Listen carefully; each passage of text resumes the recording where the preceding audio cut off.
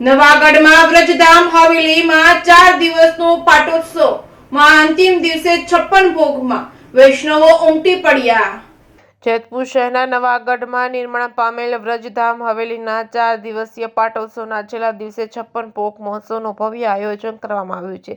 ગઈકાલે વૈષ્ણવ એકતા સંમેલન તેમજ શોભાયાત્રામાં વૈષ્ણવો ઠેર ઠેર ઉમટી પડ્યા હતા। સવારેથી જ વૈષ્ણવમાં ભારે ઉત્સાહ જોવા મળી રહ્યો છે। સૌ પ્રથમ વખત કોઈ એક જગ્યાએ 4 ઠાકોરજીના દર્શનનો લાવો મળ્યો હોય તેવું બન્યું નથી।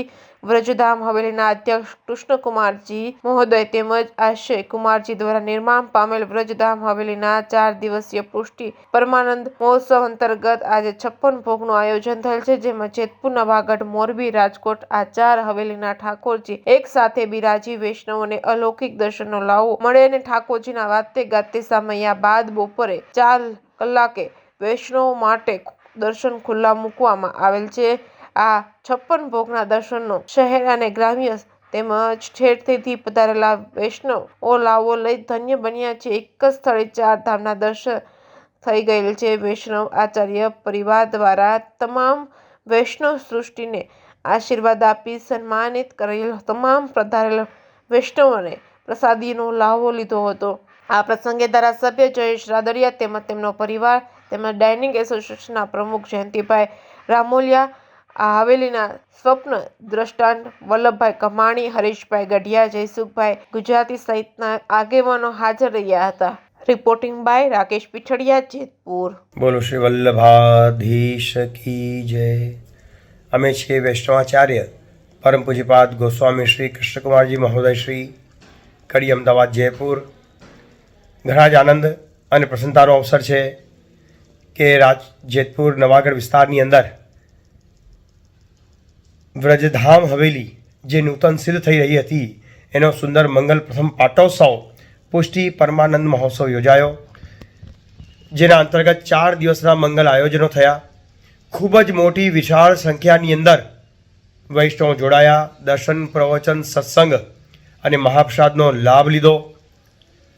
ખરેખર ખૂબ આનંદની વાત છે, ખૂબ પ્રસન્નતાની વાત છે કે આપણા આ હિન્દુ રાષ્ટ્રની અંદર આવા આયોજનો અવારનવાર થવા જોઈએ। આપણું રાષ્ટ્ર મજબૂત થાય, આપણું હિન્દુત્વ મજબૂત થાય અને સાથે સાથે આપણો વૈષ્ણવ ધર્મ મજબૂત થાય। વિરાટ વૈષ્ણવ એકતા મહોત્સવની રેલી અને શોભાયાત્રા થઈ, જ્યાં વૈષ્ણવ ભક્તોએ બતાવ્યું કે અમે બધા એક છીએ અને અમારા બધાના ગુરુ આચાર્ય ચરણ શ્રી વલ્લભ છે, એવો ભાવ પ્રસ્થાપિત કરવા માટે મહાસભા અને મહારેલીનું આયોજન થયું, જેમાં હજારો વૈષ્ણવો જોડાયા। ઐતિહાસિક પ્રસંગ આ સૌરાષ્ટ્રના આંગણે થયો।